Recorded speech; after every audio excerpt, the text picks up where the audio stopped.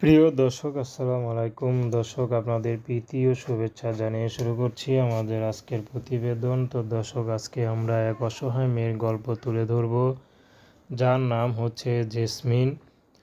Jasmine খুবই গরিব ঘরের মেয়ে। জেসমিনের পরিবারে শুধু তার মা আছে, ছোট একটা ভাই আছে।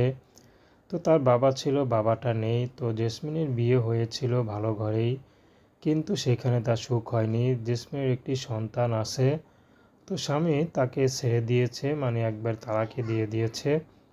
তো জেসমিন এখন তার মার কাছে থাকে। তো জেসমিন বর্তমানে খুবই অসহায় হয়ে আছে, কারণ মাই ঠিকমতো চলতে পারে না তার ছোটো ভাইকে নিয়ে। তো এখন যে আবার জেসমিন এসে পড়েছে তার মরার উপরে খড়ার গা, তার মধ্যে তার একটি সন্তান আছে। মার পক্ষে এত বড় সংসার চালানো সম্ভব না।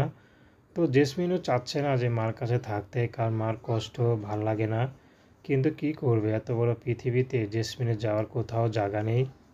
তো জেসমিন এখন এসেছে, যদি একটা দায়িত্বশীল মানুষ পায়, সে যদি তার সব কিছু জেনে মেনে নেয়, জেসমিনও তার সব কিছু মেনে নেবে। তো জেসমিন চাচ্ছে যে তার সন্তানকে মেনে নেবে, সে তার সব কিছুই পাবে।